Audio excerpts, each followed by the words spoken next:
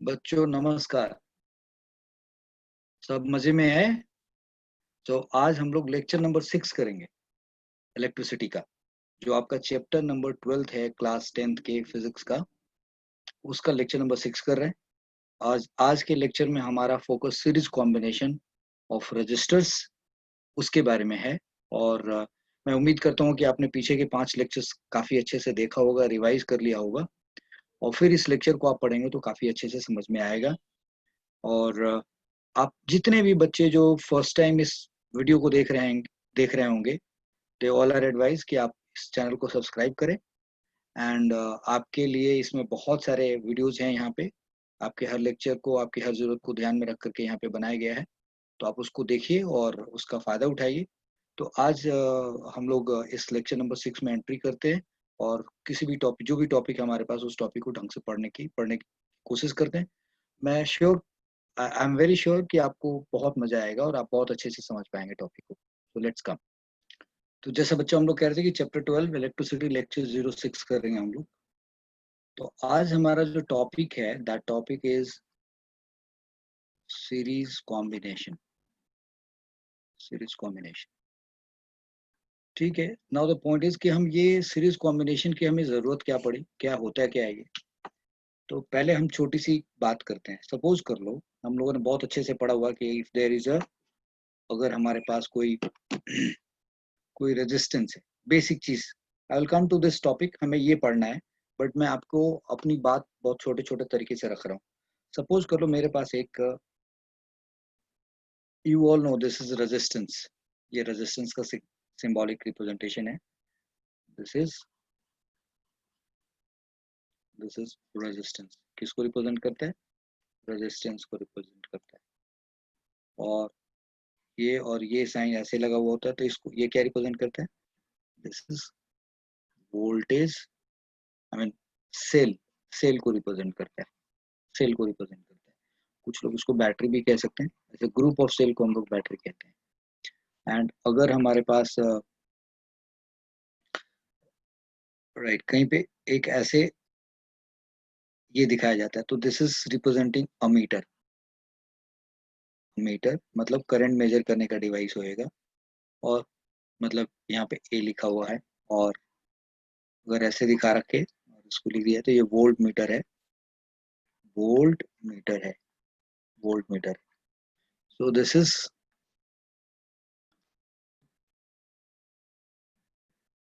ये तो ये वोल्ट मीटर को रिप्रेजेंट कर रहा है। वी लिखा होगा तो ये मीटर हो गया, वोल्ट मीटर हो गया, ये रेजिस्टेंस हो गया, ये सेल और बैटरी, और यहाँ पे प्लस और यहाँ माइनस, और इसका एक वोल्टेज होएगा। तो this will be right 2 volt और 3 वोल्ट, ये उसका वोल्टेज है। एंड यहाँ पे 10 ओम समथिंग ये इसका रेजिस्टेंस है। इसके रेजिस्टेंस की वैल्यू है। ये सब चीजें आप जानते होंगे। तो मैंने एक रेजिस्टेंस लिया यहाँ पे, और दैट इज ऑफ 10 ओम, और मैंने इसको यहाँ पे एक बैटरी से कनेक्ट कर दिया। कुछ इस तरीके से सेल से कनेक्ट कर दिया, आप ऐसे समझो। और सेल से कनेक्ट करके मैंने पूछा कि अगर ये 10 ओम का है और ये, मैंने कहा 50 वोल्ट का सेल है, तो how much current will pass? Find find value of current, current current value of current passing through resistor of resistance, resistor of resistance 10 ohm. Question है ये। भाई एक 50 वोल्ट की बैटरी है, यहाँ पे एक रेजिस्टेंस लगाया 10 ओम का, find value of current passing through resistor of resistance 10 ओम। आपका आंसर क्या होगा? वी नो दैट, आप इसका आंसर लिखने जा रहे हैं, यू आर राइटिंग आंसर, कुछ ऐसे ही लिखोगे ना आप, right. Voltage is 10 50 volt, and resistance की वैल्यू इज 10 ओम। और आप लिखोगे we know that V is equal to I R. तो ये जो V is equal to I R आप पढ़ते हैं, ये क्या कह रहा है? ये कह रहा है, हेलो, एक रजिस्टर है जिसमें करंट आई जा रहा है, तो उस रजिस्टर में करंट आई जाएगा, तो उस रेजिस्टेंस के क्रॉस का जो वोल्टेज होगा वो V होगा। आई रिपीट, मैं इस बात को अच्छे तरीके से चाहूंगा कि आप अपने दिमाग में बिठाओ। क्या है जी, एक मैंने बोला एक रजिस्टर है, ये बहुत छोटा सा, ये मैंने कर दिया। तो इस रेजिस्टेंस में अगर करंट आई जा रहा होगा, इस रेजिस्टेंस में कितना करंट जा रहा होगा, आई। अगर इस रेजिस्टेंस में करंट आई जा रहा होगा, राइट, अगर इस रेजिस्टेंस में करंट आई जा रहा होगा, तो आई और आर का जो प्रोडक्ट होगा वो हमारा वी होगा, that will be our voltage, that will be our. तो क्या सीखा आपने, यानी कि ये जो वोल्टेज है वो किसका वोल्टेज है भाई, वो वोल्टेज किसका है भाई, रेजिस्टेंस के क्रॉस का वोल्टेज है। कब, जब उसमें करंट आई जा रहा है। तो अगर एक रेजिस्टेंस आर है उसमें करंट आई जा रहा है, तो उस रेजिस्टेंस के क्रॉस का वोल्टेज क्या होगा, वी। तो ये मैंने आपके दिमाग में ये बात अच्छे तरीके से रख दी कि भाई यहाँ एक ही रेजिस्टेंस है, 10 ओम है, इसी के क्रॉस ये वोल्टेज वी लगा हुआ है, ये सारा का सारा वोल्टेज कौन खा रहा है, मतलब रेजिस्टेंस का ये टर्मिनल इससे और रेजिस्टेंस का ये दूसरा टर्मिनल इससे जुड़ा हुआ है, तो सारा का सारा 50 वोल्ट क्या हुआ, इसी को मिला होगा। तो this V is equal to I R का ये फॉर्मूला लगेगा, और तब कहोगे ओके। तो अब हम क्या करेंगे, V दे रखा है 50 और I हमें पता करना है, और R की वैल्यू दे रखी है 10। तो भाई अब 10 ओम, तो यहाँ से I क्या निकल के आया, this I is equal to 50/10, right. So this comes out 5 ampere, ये आंसर हो गया। गुड। हम सीरीज कॉम्बिनेशन पढ़ने जा रहे हैं, पहले हमने ये बात समझी। अब मैं जो यहाँ पे V is equal to I R कहा, मैं इस बात को रिपीट कर रहा हूँ कि एक रजिस्टर है, रजिस्टर मतलब ये नहीं कि रेजिस्टेंस, रेजिस्टेंस रजिस्टर के वैल्यू को रिप्रेजेंट करता है कि वो कितना अपोज करता है। हाँ, वो लोग बातें कहते हैं कि कुछ एक रेजिस्टेंस है, रेजिस्टेंस भी कह देते हैं, रजिस्टर लोग नहीं कहते, रेजिस्टेंस भी कह देते, तो आपको समझ लेना होगा कि वही बात हो रही है। तो एक रेजिस्टेंस है, मैं कह रहा हूँ, जिसका रेजिस्टेंस 10 ओम है, तो अच्छा नहीं लग रहा ना सुनने में, एक रेजिस्टर है जिसका रेजिस्टेंस 10 ओम है। अब ठीक है, तो ये 10 ओम है, और उसके टर्मिनल्स के क्रॉस, यानी कि उसका एक टर्मिनल यहाँ हमने ले लिया और एक टर्मिनल यहाँ ले लिया, इसके इस टर्मिनल को 50 वोल्ट के सेल के साथ या बैटरी के पॉजिटिव टर्मिनल से जोड़ दिया और इसके दूसरे टर्मिनल को नेगेटिव से जोड़ दिया, तो ये सारा का सारा वोल्टेज इसको मिला। तो जब सारा का सारा वोल्टेज इसको मिल गया, तो अब ये क्या कहा जा रहा है कि V इज इक्वल टू आई का ये फॉर्मूला लगा हुआ, सॉल्व कर लो। ठीक है, ये बात तो समझ गए। अब मैं एक लोकल एग्जांपल दूंगा आपको समझाने के लिए, जरा ध्यान से देखना। मान लो मान बहुत ध्यान से समझना, सपोज कर लो आप you are you are going to somebody's house, किसी के घर जा रहे हो आप, और आप अकेले गए हो, एंड उस बंदे ने आपको आपसे मिल करके खुश हुआ और आपको एक गिफ्ट दिया, राइट, दिस इज यू, ये है आप। समझ, एग्जाम्पल को ध्यान से समझना है, ये है आप, राइट। और आपको किसी ने एक गिफ्ट दिया है, आपको किसी ने गिफ्ट दिया जी, क्या गिफ्ट दिया, ये आप हैं, and you have gone to somebody's house, उस बंदे ने आपको एक गिफ्ट दिया है, आपको गिफ्ट दिया, ऐसे गिफ्ट दिया, ध्यान से समझना है, उस बंदे ने आपको गिफ्ट दिया, समझा रहा हूं मैं, उस बंदे ने आपको गिफ्ट दिया, राइट। ये लाइन टेढ़ी होगी, चलेगा, कोई बात नहीं। और गिफ्ट देने के बाद बोला, राइट, ध्यान से, एक एक सिचुएशन ये है। दूसरे सिचुएशन में मैं एक और ये आप हैं, राइट, और आप और आपकी छोटी बहन, दोनों लोग, आप लोग गए थे अपने, सपोज कर लो, अगर आप कहो कि मेरी छोटी बहन नहीं है तो कोई बात नहीं, मतलब आप दो लोग हों, तो आप में से कोई एक और ये कोई दूसरा है, ऐसे आप गए, किसी के घर गए, और उसने आपको गिफ्ट दिया, उस बंदे ने आपको गिफ्ट दिया,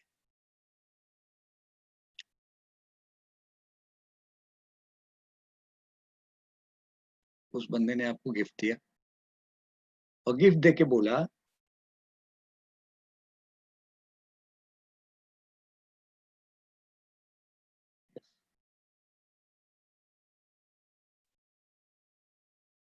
"हम्म, अब जरा देखिए ध्यान से, मैंने कहा कि आप किसी के घर गए और उस बंदे ने आपको एक गिफ्ट दिया, he has given you a gift, बोला दिस इज फॉर यू, ये गिफ्ट आपका है। तो इसका मतलब कि ये जो सारा गिफ्ट है वो किसको मिलेगा, सिर्फ आपको मिलेगा, किसी और को तो नहीं मिला। गुड। और यहाँ पे आप थे और आपका ब्रदर और सिस्टर कोई भी था, ब्रदर और सिस्टर कोई भी, आप दोनों लोग अगर किसी बंदे के घर गए और फिर उसने कोई गिफ्ट दिया और गिफ्ट देके बोला हेलो ये आप दोनों लोगों का है। सपोज करो यहाँ पे गिफ्ट के रूप में 100 रुपीज, 100 रुपीज का एक 100 रुपया दिया गया, बोला कि जाओ बेटा ये 100 रुपया का कुछ खरीद लेना अपना, या कोई मिठाई विठाई खरीद लेना, समथिंग लाइक दैट। तो वो 100 रुपीज आप पूरा का पूरा अपने ऊपर खर्च करोगे, यस और नो? बिल्कुल सही बात है। यानी कि आपको कितने की खुशी मिलेगी, 100 रुपये की खुशी मिलेगी या 50 की मिलेगी या 40 की मिलेगी या 200 रुपये की मिलेगी या 500 रुपये की मिलेगी? तो अगर आप किसी के घर गए हो और उस बंदे ने आपको 100 रुपये का गिफ्ट पकड़ा दिया, 100 रुपये पकड़ा दिया, बोला बेटा this is for you, you go and have sweets और whatever, I mean enjoy. तो आपको खुशी जो मिलेगी वो कितने की मिलेगी, 100 की मिलेगी या 100 से ज्यादा की मिलेगी या 100 से कम की मिलेगी? तो आंसर होगा मुझे 100 की मिलेगी, दैट्स करेक्ट। अब सपोज कर लो आप और आपका ब्रदर सिस्टर दोनों लोग गए थे, किसी के घर गए थे और फिर आपको गिफ्ट मिला वही उसी 100 रुपीज का, और बोला बेटा ये आप दोनों लोगों का, आप कुछ खरीद लेना, मतलब हैव सम स्वीट्स। तो अब क्या पूछा जाए कि आपको 100 रुपये मिले हैं क्या? ये वैसे है कि this 100 rupees is given to you, answer is no. क्या आपके ब्रदर या सिस्टर को पूरा का पूरा 100 रुपये मिला है? नहीं। यानी कि इस केस में 100 रुपया किसको मिला है? आप दोनों को मिला है, दोनों को मिला करके मिला 100 रुपया। तो क्या 100 रुपया में से कुछ आपको मिलेगा और कुछ इसको मिलेगा? यानी कि अब क्या करोगे, सपोज कर लो आप बड़े हो और आपकी एक छोटी सी सिस्टर है या एक छोटा सा भाई है जो बहुत ही क्यूट है बट थोड़ा बेवकूफ है। तो आपने उसको 100 रुपया, आपको गिफ्ट मिला, आप बोला कि ओके बेटा, ओके ब्रदर या सिस्टर, चलो लेट्स हैव समथिंग। तो तुमको क्या अच्छा लगता है, अपने ब्रदर सिस्टर बहुत क्यूट है और बहुत छोटा है और बहुत बेवकूफ है, so what you would like to have? तो कोई बड़ा सा टॉय दिखाई दिया उसको, सम बैलून और समथिंग लाइक दैट, आपने 5 रुपया 7 रुपये का कोई बैलून बड़ा सा खरीद के उसको दे दिया, सी तुम्हारा कितना बड़ा सा बिग है, 5-7 रुपया 10 रुपया आपने उसमें खर्च कर दिया। और इसको आपने अपने लिए क्या किया, आप you went and you bought some book which is very small in size and 90 rupees आपका खर्च हो गया। तो अगर 90 रुपीज यहाँ खर्च हो गया और 10 रुपये यहाँ यहाँ खर्च हुआ और वो बहुत छोटा सा नन्हा सा बच्चा है, तो उसको पता चला ओके आई एम हैप्पी, मैं तो इतने में खुश हूँ और तुम भी खुश हो कि मैंने अपने भाई या बहन को बेवकूफ बना दिया और मुझे 90 मिल गया। So you both are equally happy. उसको लग रहा हो भैया कितना अच्छा है या बहन कितनी अच्छी है, इतना बड़ा गिफ्ट दिया होगा, आप सोच रहे हो कि ओके मेरा ये भाई या बहन तो इतने में पट गया जी, इतने में मान गया, and you are also happy. Now see in this example, मैंने पूछा कि ये 100 रुपया, जो अभी पीछे एग्जाम्पल लिया था कि इसका जो ये वोल्टेज है ये रेजिस्टेंस है, तो जिस रेजिस्टेंस में करंट पास हो रहा होगा उस रेजिस्टेंस को करंट से मल्टीप्लाई करोगे तो जो ये वोल्टेज आएगा वो उस रेजिस्टेंस का वोल्टेज होगा। यहाँ पे ये बात मैंने समझाई है। तो मैं यहाँ कह रहा हूँ कि अगर ये 100 रुपीज का गिफ्ट मिला है तो 100 रुपीज गिफ्ट किसको मिला है, यू को मिला है, यानी आपको मिला है। यानी कि ये पूरा का पूरा 100 रुपया खर्च करने की गुंजाइश आपके पास है। और इस केस में 100 रुपया अगर जब दिया गया तो वो 100 रुपया पूरा का पूरा अपने ऊपर खर्च नहीं कर सकते, इस पे भी खर्च करना पड़ेगा और इस पे भी खर्च करना पड़ेगा। लेकिन कुछ इस तरीके से करना पड़ेगा कि इसको भी जो हैप्पीनेस मिले इसको उतना ही हैप्पीनेस मिले। अगर आपने कुछ ऐसा नहीं किया कि दोनों का हैप्पीनेस लेवल सेम नहीं है तो भाई झगड़ा हो जाएगा, फिर डिस्ट्रीब्यूशन के लिए और झगड़ा हो जाएगा। बोले ना, let suppose you become more happier and that child understood कि तुमने मुझे ठग लिया, तो वो रोना स्टार्ट करेगा, फिर तुमको कुछ करना पड़ेगा, अपने में से कुछ शेयर निकाल के इसको देना पड़ेगा। तो ये मसला कब जाके शांत होएगा, जब दोनों की खुशी एक जैसी होगी, दोनों का हैप्पीनेस एक जैसा होएगा। Are you getting it now? तो अब मैं यहाँ पे कह रहा हूँ कि लेट सपोज ये 100 रुपीज ये जो गिफ्ट है, ये गिफ्ट है, गिफ्ट कॉस्ट इज 100 रुपीज, तो ये पूरा का पूरा गिफ्ट आपको मिलेगा, यानी कि the happiness you will find. और अगर यहाँ पे 100 रुपये का गिफ्ट है तो ये इन दोनों में बढ़ जाएगा भाई, 100 रुपये का गिफ्ट है तो something you will buy so that your happiness and her happiness और his happiness become equal and that is how things will happen. मोटी बात यह है कि क्या ये 100 रुपये इसको मिलेगा? नहीं। क्या ये 100 रुपये सिर्फ इसको मिलेगा? नहीं। लेकिन इन दोनों में क्या बात सेम होगी कि इसको इसको अगर x मिला और इसको अगर y मिला, तो x प्लस वाई की क्या वैल्यू होना चाहिए, 100 होना चाहिए कि नहीं होना चाहिए? बिल्कुल होना चाहिए। अगर इसको x मिला और इसको y मिला तो x प्लस वाई 100 होना चाहिए कि नहीं होना चाहिए? सो this is something very important. एक दूसरी बड़ी बात यह है कि इसको x ही क्यों मिला और इसको y ही क्यों मिला? Why not something else? या इसको दोनों को x हम कहें कि दोनों को x मिलेगा या दोनों को y कह दें, राइट? ऐसे क्यों नहीं हो सकता? Are you getting my point? भाई इन दोनों को, इसको x और इसको, ये u लिखा हुआ है बेटा, दिस इज u। तो ये x, इसको x मिला और इसको y मिला। इसको x और इसको x क्यों नहीं मिला, इसको y क्यों नहीं मिला? ये भी हो सकता है कब, अगर इसका रेजिस्टेंस और इसका रेजिस्टेंस, अगर तुम दोनों इक्वल उम्र के हो, सपोज एक लेवल के हो, तब तो बराबर बांटा जाएगा ना भाई। ठीक है, तुम दोनों बिल्कुल बराबर साइज के हो, मतलब you and your brother siblings are almost 1-2 साल के छोटे बड़े हो, यू अंडरस्टैंड कि यहाँ कोई हेरा फेरी नहीं हो सकता। तब उस केस में ये 100 रुपए का गिफ्ट क्या होगा भैया, 50 इसमें बटेगा, 50 इसमें बटेगा, ऐसा ही होगा। लेकिन अगर इसका और इसका साइज अलग अलग है, मतलब विजडम लेवल अलग अलग है, तो डेफिनेटली जिसका विजडम छोटा है उसको छोटे में रख के खुश कर लोगे, और जिसका बड़ा है उसको थोड़ा बड़ा चाहिए होगा। Are you getting my point? तो यानी कि ये x और इसको y लिखने का तो कोई मतलब नहीं है, चूंकि दोनों एक ही बात हो गई। So if you are giving it x and x, इसका मतलब दोनों ये तब होएगा जब इन दोनों का रेजिस्टेंस सेम होएगा। तो अगर, और दोनों का अगर रेजिस्टेंस सेम नहीं है, दोनों की वैल्यू अलग अलग है, तो क्या होना चाहिए, x प्लस वाई होना चाहिए। तो एक केस में जब इसका रेजिस्टेंस कुछ और, इसका रेजिस्टेंस कुछ और है, लेट सपोज इसका R1 और इसको R2 कह दूं, तो भाई इसको जो वोल्टेज मिलेगा और इसको जो वोल्टेज मिलेगा, इन दोनों वोल्टेज का सम 100 हो गया। और अगर दोनों इक्वल हैं, तो उस केस में भाई दोनों इक्वल है, अगर लेट यहाँ पे कब, जब R1 is not equal to R2, R1 is not equal to R2, और यहाँ पे जब R1 किसके बराबर होगा, R2 के बराबर होगा। बात समझना है बच्चों। यू सी, आप कहोगे कि अचानक ये करंट से ये कहाँ आ गया, गिफ्ट बांटने के केस में आ गए, right? How he has landed from this part two this part. तो ये जो मैंने आपको बताया कि सीरीज कॉम्बिनेशन हमें पढ़ना था, हमें सीरीज कॉम्बिनेशन पढ़ना है, और सीरीज कॉम्बिनेशन पढ़ने के लिए हमने this we need to study. Now my point is कि अगर हमें सीरीज कॉम्बिनेशन पढ़ना है, तो मैंने क्या किया, मैंने कहा कि लुक, अगर ये रेजिस्टेंस है हमारा 10 ओम का है और इसके अक्रॉस एक बैटरी लगाई है, तो फाइंड वैल्यू ऑफ करंट तो तुम बहुत बड़ी आसानी से सॉल्व कर दोगे कि नहीं कर दोगे? कर दोगे। तो जब बहुत आसानी से सॉल्व करके आंसर निकाल दिए, फिर मैंने तुम्हारा ध्यान इस बात पे लेके आया कि देखो यहाँ पे आर जो रेजिस्टेंस है उसमें जो करंट पास हो रहा होगा आई, जो आर रेजिस्टेंस है उसमें जो करंट पास हो रहा होगा आई, उस आई और आर के प्रोडक्ट से क्या निकलेगा, वोल्टेज। वो किसका वोल्टेज होगा, वो सिर्फ उस आर का वोल्टेज होगा, यानी कि इस वाले आर का ये वोल्टेज आएगा, किसी और का नहीं आएगा। आपने सॉल्व कर दिया, अकेला था, हो गई बात खत्म। यहाँ थोड़ा सा सिंबल आपको बता दिया गया है, you all must be knowing कि ये कैसे होता है, राइट? और एक चीज और कहूंगा कि आपकी बुक में एनसीईआरटी में सारे सिंबल्स लिखे हुए, आप उसको देख लीजिएगा। ये ऐसी कोई बात नहीं है जिसको समझाने में आपका टाइम खराब किया जाए। तो यहाँ तक तो ये बात समझ में आ गई। फिर मैंने यहाँ एक एग्जाम्पल दिया आपको कि आप अगर अकेले हैं और आपको किसी ने 100 रुपये को गिफ्ट दिया, तो you know that 100 rupees is totally yours. उस 100 रुपये से जो कुछ भी खरीदो, मिठाई खरीदो तो 100 रुपया तुम्हारा है, राइट? अगर किताब खरीदो तो वो तुम्हारा है। और अगर तुम्हारे फ्रेंड को जाके या तुम्हारे भाई को पता चला कि तुम गए थे और 100 रुपया उन्होंने तुमको दिया, तो और वो कहे कि मुझे बांटो, बोले नहीं, उन्होंने तो मुझे ऐसा कुछ नहीं कहा था कि दूसरे को भी बांटना है, भैया वो पूरा का पूरा मुझे अकेले मिल गया। तो इसका मतलब कि जब अकेले तुम कनेक्टेड हो इस गिफ्ट के साथ, कोई और नहीं कनेक्टेड है, तो ये गिफ्ट बटेगा नहीं, जो सारा का सारा गिफ्ट है वो आप ही को मिलेगा, करेक्ट?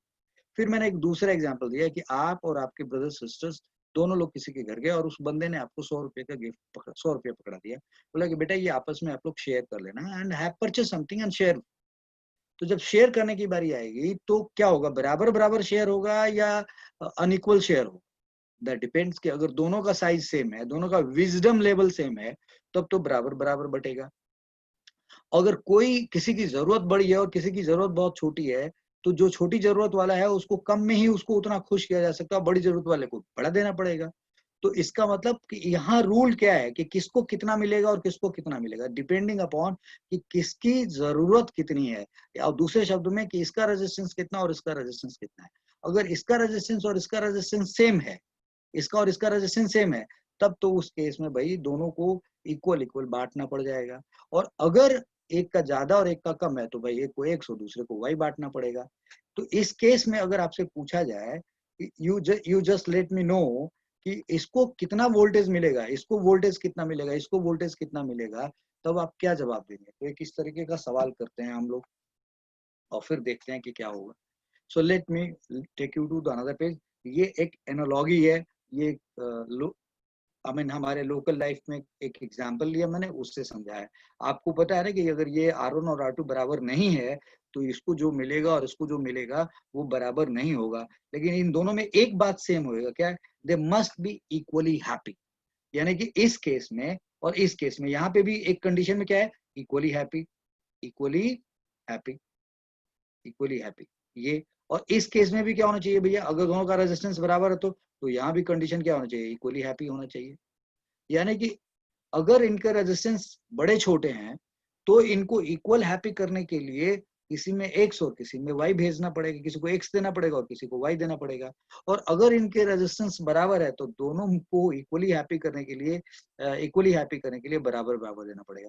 तो आप नोटिस कर रहे हो कि यहाँ भी इक्वली हैप्पीनेस का केस है अगर रेजिस्टेंस अलग अलग है तब भी, और अगर रेजिस्टेंस बराबर है तब भी इक्वल हैप्पीनेस का केस है। ये मैंने आपको ये बात समझाई है यहाँ पे। अब मैं इस बात को थोड़ा उठा के ऐसे रख रहा हूँ। Late suppose I say that यहाँ पे कि एक रेजिस्टेंस दिखा रहा हूँ मैं, ये एक रेजिस्टेंस ले रहा हूँ मैं एक, और फिर एक दूसरा रेजिस्टेंस ले रहा हूँ दो, और इसको बोला ये R1 है और ये बोला R2। देखो अगर यहाँ पे यू और ब्रदर सिस्टर रख करके और हैप्पीनेस का एग्जांपल और ये गिफ्ट बांटने का या पैसा बांटने का एग्जांपल है तो बड़ी आसानी से आपको समझ में आ रहा होगा। अब जैसे ही मैं इसको बदल करके R1 और R2 लिखूंगा तो आपको दिक्कत नहीं होना चाहिए। यू शुड अंडरस्टैंड दैट कि अगर ये R1 और R2 है और फिर मैं इस R1 R2 का जो ये दोनों एक साथ जुड़े हुए हैं ऐसे, और फिर इसको किसी बैटरी से मैं ऐसे कनेक्ट कर देता हूँ, ऐसे कनेक्ट कर देता हूँ, राइट। और अब मैं बोलता हूँ कि हेलो, इसका जो वोल्टेज है इस R1 और इसका ये है 50 वोल्ट, और ये है 10 ओम का, और ये है 10 ओम का, ये भी 10 ओम का और ये भी 10 ओम का।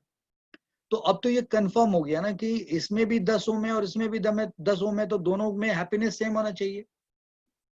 इसका मतलब यहाँ पे तुम नोटिस करे कि ये जो 100 रुपीज है यही एक्स और वाई में डिवाइड होता था, एक्स प्लस वाई में। तो R1 R2 बराबर नहीं होता तो एक्स की वैल्यू कुछ और होती थी और वाई की वैल्यू कुछ और होती थी। और अगर R1 R2 बराबर होता तो एक्स और एक्स क्या होता था, बराबर होता था। तो अभी आप बताओ कि अगर ये 50 वोल्ट है तो इसको कितना मिलेगा और इसको कितना मिलेगा, जबकि दोनों की ये रेजिस्टेंस बराबर है। तो यू विल से दैट इसको मिलेगा 25 वोल्ट और उसको मिलेगा 25 वोल्ट। और तब क्या करोगे, तब कहोगे ओके, अब मैं पूछूं कि इसमें करंट बताओ कितना गया जी, how much current has passed, इसमें कितना करंट पास होगा। तो बोलोगे ओके, इस R1 को कितना मिला जी वोल्टेज 25, तो इसमें करंट बताते हैं कितना होगा। तो करंट निकालने की बारी आएगी, I और R1 मतलब करंट इन R1 लिख दिया। तो ये कितना लिखोगे जी, तो उसका वोल्टेज मिला 25 और ये है 10, तो बोला ओके 2.5 एम्पियर, ओके जी। और इसकी बात करें तब क्या करोगे, I R2 की बात करें तो आप यहाँ क्या लिखोगे, again 25/10 that is 2.5 ampere. This is what you can do, okay. तो आप नोटिस कर रहे हो ना कि यहाँ पे जो एग्जाम्पल दिया गया बांटने वाला, अब उस एग्जाम्पल को चेंज किया मैंने। चलो दो रेजिस्टेंस है, दोनों का रेजिस्टेंस, दो रेजिस्टर्स है, दोनों का रेजिस्टेंस 10 ओम 10 ओम है, और 50 वोल्ट से दोनों को आपस में जोड़ करके और 50 वोल्ट से कनेक्ट कर दिया गया। तो अब यहाँ पे चूंकि ये दोनों बराबर का है तो इसका जो ये वोल्टेज है दोनों में इक्वली डिवाइड हो जाएगा। यानी इसको कितना मिलेगा 25, इसको 25 मिलेगा, और इससे दोनों में करंट कितना आएगा 2.5 एंड 2.5 एम्पियर। तो ये 2.5 एम्पियर करंट और ये करंट है। तो इस एग्जाम्पल में जो इक्वली हैप्पी वाली बात कही जा रही है, या इस एग्जाम्पल में जो इक्वली हैप्पी कह रही है, ये इक्वली हैप्पी मीन्स व्हाट, यहाँ पे ये क्या है, दिस टॉक्स अबाउट करंट। यानी कि अगर हम ये करंट की बात करते हैं, दिस टॉक्स अबाउट करंट, यानी this current is analogous to equal happiness, equally happy. जो हमने वहां वर्ड इस्तेमाल किया है वो उसको वो करंट है एक्चुअली। तो अगर आप मतलब जैसे यहाँ पे इक्वली हैप्पीनेस की बात कही, तो इस केस में यानी कि अगर ये रेजिस्टेंस और ये वोल्टेज बन जाए तो वहां पे इक्वल हैप्पीनेस की जगह पे हम क्या कहेंगे, इक्वल करंट कह देंगे, या equally happiness means will talk about equal current की बात करें, इक्वल करंट की बात करें। इसका मतलब कि अगर दो रजिस्टर्स हैं, दोनों का रेजिस्टेंस अगर बराबर है और आपने 50 वोल्ट से जोड़ दिया, तो ये बड़ा सिंपल है कि आप ये नहीं कह सकते कि इसको 50 मिला वोल्ट, नो, इसको 50 मिला, नो, इसको ना तो इसको 50 मिला ना इसको 50 मिला, भाई इन दोनों के कॉम्बिनेशन को 50 मिला है। और चूंकि ये दोनों बराबर बराबर रेजिस्टेंस हैं, इसलिए हमने बोला कि ओके आधा वोल्टेज इसको मिल जाएगा और आधा इसको मिल जाएगा, और तब इसमें जो करंट पास होगा वो आपने निकाल दिया, इसमें जो करंट पास हुआ इसको करंट निकाल दिया, और दोनों में करंट की वैल्यू क्या हो गई, सेम हो गई। You getting it? बिल्कुल सही बात है, यहाँ तक आपको समझ में आना चाहिए और समझ में आ भी रहा होगा। अब मैं एक दूसरा एग्जाम्पल रखूंगा और फिर देखते हैं कि क्या करते हैं। मतलब मैं आप एक कुछ करने जा रहा हूँ और आप उसमें कमी भी नहीं, उसकी कमी क्या है उसकी अच्छाई क्या है वो दोनों देखिए। तो लेट सपोज मैं कुछ ऐसा कर दे रहा हूँ, I am taking to you another page and saying that look there is a, एक रजिस्टर है और एक दूसरा रेजिस्टेंस है। मैंने बोला ये 10 ओम का है और ये है 20 ओम का, और मैंने इन दोनों के कॉम्बिनेशन को उठा करके यहाँ पे ऐसे 50 वोल्ट से कनेक्ट कर दिया, 50 वोल्ट से कनेक्ट कर दिया। अब मैं अगर पूछूं आपसे, अगर मैं आपसे पूछूं कि बताओ इसको कितना वोल्टेज मिलेगा, इसको कितना वोल्टेज मिलेगा, इसको कितना वोल्टेज मिलेगा और इसको कितना वोल्टेज मिलेगा, तो आप क्या ऐसे देख के बता पाओगे? पता नहीं। लो ठीक, अब अगर मैं पूछूं कि क्या इसको और इसको बराबर वोल्टेज मिलेगा, तो आंसर इज नो। तो इसको कितना मिला, आपने बोला एक्स, या अब वोल्टेज को ऐसे लिख देते हैं, एक्स ना लिख करके हम बोलते हैं इसको मिला V1 सर, इसको क्या मिला V1, और इसको मिला V2, इसको वोल्टेज V2 मिल गया, इसको V1 मिल गया। तो V1 और V2 का सम कितना होना चाहिए, V1 और V2 का सम क्या होना चाहिए, 50 होना चाहिए कि नहीं होना चाहिए, 50 होना चाहिए, राइट। और कंडीशन क्या है कि ये V1 पे, V1 की वैल्यू क्या होनी चाहिए, बोले देखो इसका V1 ऐसा होना चाहिए ताकि इस V1 से इस 10 ओम में जो हैप्पीनेस हो, यानी कि जो करंट हो वो करंट, और इसमें V2 के वजह से 20 में जो करंट हो, वो दोनों करंट बराबर होना चाहिए, तब जाके बात बनेगी। इसका मतलब आप क्या कह रहे हो, आप कह रहे हो कि ओके इसमें इसका इसका करंट निकालते हैं, let's find the current of this, और let's find current of this, इसका करंट निकालते हैं। हमने इसको V1 माना, इसको V2 माना, तो इसका करंट क्या होगा जी, V1 डिवाइडेड बाई 10। तो ये जो करंट होना चाहिए, और इसको कितना करंट मिलना चाहिए, V2 बाई 10, यानी कि V1 बाई 10 और V2 बाई 10 क्या होना चाहिए, बराबर होना चाहिए। इक्वली हैप्पीनेस की बात हो रही है, और you know equally happiness I have substituted by equal current. तो इसका मतलब ये करंट और ये करंट बराबर होना चाहिए, क्योंकि तभी तो बात बनेगी, वरना V1 और V2 की वैल्यू सही नहीं मानी जाएगी। तो हमने तो क्या पता कि V1 कितना V2 कितना है, बट V1 और V2 की चाहे जो भी वैल्यू हो, इन दोनों का हैप्पीनेस सेम होना चाहिए, यानी कि करंट सेम होना चाहिए। हैप्पीनेस वाली बात मैंने आपको समझा दी है कि यहाँ से एग्जाम्पल लेकर के मैंने दिखाया है। तो नाउ द पॉइंट इज कि अगर ये V1 प्लस V2 50 वोल्ट है, V1 बाई 10 और V2 बाई 10 की बात कर, ये देखो ये कुछ गड़बड़ हो गई ना, V2 बाई 20 लिखना चाहिए, V1 बाई 10 और V2 बाई 20 है। तो अब एक तो हमारे पास V1 प्लस V2 50 हो गया, और दूसरा हमारे पास एक कंडीशन आ गया, क्या जी, V1 इज इक्वल टू, इसको काटो, सो V2 बाई 2 आ जाएगा, 10 से काटोगे तो, और फिर अगले एग्जाम्पल में क्या आ गया, 2V1 is equal to V2 आ गया। ओके, अब देखो एक इक्वेशन आपके पास ये है, दिस इज इक्वेशन ए, इसको इक्वेशन ए कह दो, और ये आपके पास इक्वेशन बी आ गया। अब जरा इन दोनों को सॉल्व करते हैं हम लोग, इन दोनों को हम लोग सॉल्व करते हैं। तो आपको क्या मिला जी, 2V1 is equal to V2, तब क्या करो, by A and B, by A and B, दोनों इक्वेशन को सॉल्व करो। तो V1 plus V2 is equal to 50, और V1 और V2 को क्या लिख सकते हैं, 2V1 लिख देंगे। तो 2V1 इज इक्वल टू 50, अब ये कितना हो गया, 3V1 इज इक्वल टू 50। अब देखो V1 इज इक्वल टू कितना आ गया, 50 बाई 3 आ गया। तो V2 इज इक्वल टू कितना आ गया, 2V1, तो 2V1 मतलब 50 बाई 3, यानी कि ये कितना हो गया, 100 बाई 3 हो गया। तो इसका मतलब इसको 100 बाई 3 मिला, और इसको कितना मिला, 50 बाई 3 मिला, करेक्ट। और तब अगर 50 बाई 3 अब अगर करंट निकालते हैं, तो इसका देखते हैं 50 बाई 3, इसको वोल्टेज मिला डिवाइडेड बाई 10, तो इसका करंट कितना है जी, काट के आओगे तो 5 बाई 3 एम्पियर आएगा। Okay, right. और अगर यहाँ से सॉल्व करोगे तो ये क्या आएगा, 100 बाई 3 इसको वोल्टेज मिला डिवाइडेड बाई 20, तो ये भी सॉल्व करने पे क्या आएगा, 5 बाई 3 एम्पियर आएगा। तो देखो दोनों में करंट की वैल्यू सेम आ गई ना इस केस में। इसका मतलब क्या हुआ कि अगर एक के बजाय दो ऐसे कनेक्ट हो गए, और फिर उनको किसी एक सेल से कनेक्ट कर दिया, और दो एग्जांपल दिया मैंने, एक केस में दोनों का रेजिस्टेंस सेम है तो ये वोल्टेज आधा आधा हो गया, लेकिन अब यहाँ पे दोनों का रेजिस्टेंस सेम नहीं है, तो आप देख रहे हो ना कि इसको जो वोल्टेज मिला, इसको जो वोल्टेज मिला, उसमें एक कंडीशन है कि इन दोनों वोल्टेज का सम 50 होना चाहिए, और दूसरा कंडीशन क्या है कि भाई जो भी इसको वोल्टेज मिला है, उस वोल्टेज को इसके रेजिस्टेंस से डिवाइड करने पे, और इसके वोल्टेज को इसके रेजिस्टेंस से डिवाइड करने पे जो इसमें करंट आना चाहिए, वो करंट क्या होना चाहिए, सेम होना चाहिए। तो सेम करंट का कंडीशन कहाँ से आया कि भाई इनके पास सेम करंट होना चाहिए, why they should have same current, why not different current.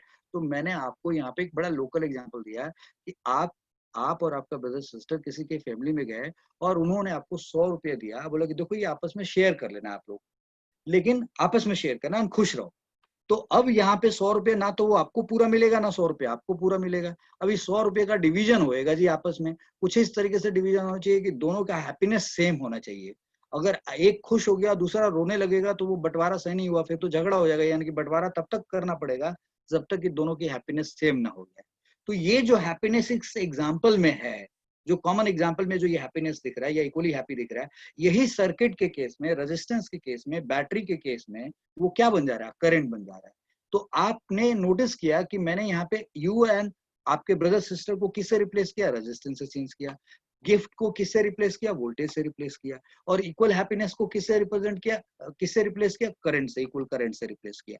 So now in this example I say that ये गिफ्ट बोले तो rupees, and that is equal is what, voltage को रिप्रेजेंट करेगा। Okay, and you and your brother और sister ये किसको replace कर रहे हैं, रेजिस्टेंस को रिप्लेस कर रहे हैं, रेजिस्टेंस को रिप्लेस कर रहे हैं।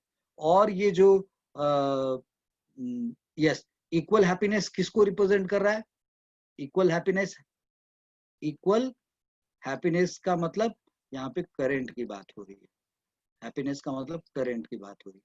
तो बस जिस तरीके से यहाँ पे ये लॉजिक काम करता है, बस वही लॉजिक इधर भी काम कर गया और वही लॉजिक यहाँ भी काम कर गया। तो आप इसको क्या कहेंगे, मैंने एक एग्जांपल दिया आपके लिए यहाँ पे, ये एक एग्जांपल दिया, राइट, और एक एग्जांपल हमने यहाँ भी ले लिया और मैंने आपको ये बात समझाई।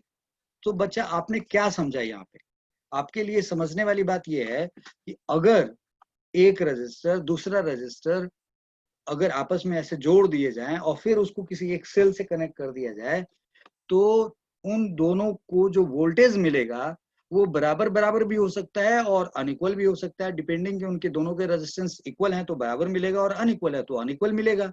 लेकिन शर्त यह है कि उन दोनों में सेम करंट जाना चाहिए। That is what the point is. Yes, तो आपने इतनी बात तो समझ ली। अब सवाल यह कि अगर 2 के बजाय 3 हो जाए, if there are not 2 there are 3 resistors, तब क्या करेंगे। चलो भाई उस एग्जांपल को भी ले लेते हैं, उस एग्जांपल को भी ले लेते हैं। सपोज कर लो मैं एक एग्जांपल दे रहा हूं आपको कि आपके पापा और आपकी मम्मी और आप 3 लोग, राइट, मम्मी मायके गई, पापा ससुराल गए और आप ननिहाल गए। सुना आपने। सो this is your father, this is your father, this is your father, okay fine, this is your mother, this is your mother, right, and this is you yourself. ठीक है, ये आप हैं। सो आप तीनों लोग कहाँ गए भाई, ये सवाल है मेरा। तो आपके पापा ससुराल गए, वेयर ही हैज गॉन, ससुराल। मम्मी कहाँ गई है, मायके गई है, और आप कहाँ गए, ननिहाल गए। सो आर वी सेइंग दैट कि पापा का ससुराल और मम्मी का मायके और आपका ननिहाल तीनों सेम है या नहीं है, है। तो चलो भाई एक जगह पहुंच गए, let's see you have reached to this level, यहाँ पहुंच गए, समथिंग लाइक दैट। अब मैं आपसे ये कह रहा हूँ कि डेफिनेटली पापा पापा हैं भाई, पापा की जरूरतें अलग तरीके की हैं। मम्मी की जरूरत, मम्मी बहुत इजीली चीजों को समझ लेती हैं, एडजस्ट कर लेती हैं, मम्मी का तो ये मायका ही है, और आप भी गए हो। Everybody must be expecting something from this place, that is ससुराल, मायके और ननिहाल। अब तीनों लोग यहाँ पे गए। अब यहाँ पे जो आपके नाना जी हैं, जो मम्मी के पापा हैं या फादर के जो ससुर हैं, ठीक है, अब नाउ ही दिस फेलो, ये आप तीनों लोग यहाँ पे गए और फिर तीनों लोगों की विदाई कर दी गई भाई, you they have made see off to. अब क्या होगा यहाँ पे, now this gentleman will give some gift to your father, you, और मम्मी को शायद ज्यादा बड़ा गिफ्ट ना मिले, मम्मी को शायद प्यार से समझा दिया जाए। तो भाई चाहे जो भी हो, अब कुछ तो आपको भी मिलेगा, कुछ आपको भी मिलेगा, कुछ आपको भी मिलेगा। आप तीनों लोग गए थे यहाँ पे। सो यहाँ से जो गिफ्ट मिलेगा टोटल, यानी कि अगर यहाँ से जो गिफ्ट मिलेगा वो गिफ्ट क्या होगा, कुछ इनको मिलेगा, कुछ इनको मिलेगा, कुछ इनको मिलेगा, मिलेगा ना भाई। तो लेट सपोज इनको मिला V1, इनको मिला V2 और इनको मिला V3, इनको V3 मिला, ठीक है जी। तो इस V1 और इस V2 और इस V3 का सम किसके बराबर होना चाहिए? डेफिनेटली ये बराबर होना चाहिए, इसके बराबर होना चाहिए। भाई जितना आपको मिला, आपको मिला, आपको मिला, ये सारा जो खर्च हुआ ये किसने किया? इन्होंने किया। तो अगर मैं पूछूं आपको कितना मिला, आपको कितना मिला V3, आपकी मम्मी को कितना मिला V2, आपके पापा को कितना मिला V1, तो अब आपके नाना का कितना खर्च हुआ भैया आप सबकी विदाई करने में? तो आप कहोगे V1 plus V2 plus V3, कहोगे कि नहीं कहोगे? बिल्कुल सही बात है। तो this V is equal to, you will be saying V1 plus V2 plus V3, आप कहोगे ना। ये एक एग्जांपल लिया मैंने यहाँ पे, this is I have taken another example to make you understand. So this V is equal to V1 plus V2 plus V3 आपके पास आ गया, आप तीनों के पास मिलके आ गया। लेकिन जब आपके नाना जी ने या पापा के ससुर ने या मम्मी के पापा ने जो ये गिफ्ट, ये जो दिया होगा, इसमें किस बात का ध्यान रखा है? ध्यान इस बात का रखा है कि इस V1 से आपके फादर को जितना हैप्पीनेस मिले और इस V3 से जितना आपको हैप्पीनेस मिले और इस V2 से मम्मी को भी उतना ही हैप्पीनेस मिलना चाहिए। That is what the point is. तो इस केस में आप क्या कहोगे? यानी कि V1 बाई RF, यानी कि फादर का resistance, and V2 by mother का रेजिस्टेंस, और V3 बाई आपका रेजिस्टेंस। तो आपका करंट क्या हुआ? ये मम्मी का करंट क्या हुआ? ये पापा का करंट क्या हुआ? ये तीनों इक्वल होना चाहिए कि नहीं होना चाहिए? होना चाहिए। और ये क्या होना चाहिए? आई के बराबर होना चाहिए। That should be the I, that okay. अब ये यानी कि यही इसमें करंट जाएगा।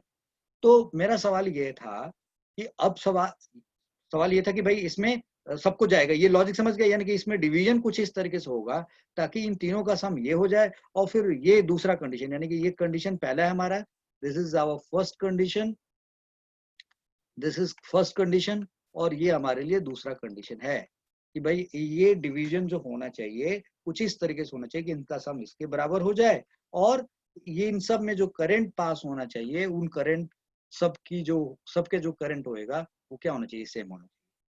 नाउ माय पॉइंट इज, अब आप इस बात में इंटरेस्टेड हो कि यार V1 की वैल्यूज निकालते हैं, V2 निकालते हैं, V3 निकालते हैं, या करंट की वैल्यूज निकालते हैं, तो कैसे निकालेंगे? How will you solve it? ठीक बात है। तो अभी हमने 2 का केस किया था, अब 3 के केस में आ गए, और हम इस बात में इंटरेस्टेड है कि ये निकालेंगे कैसे, इसको सॉल्व कैसे करेंगे।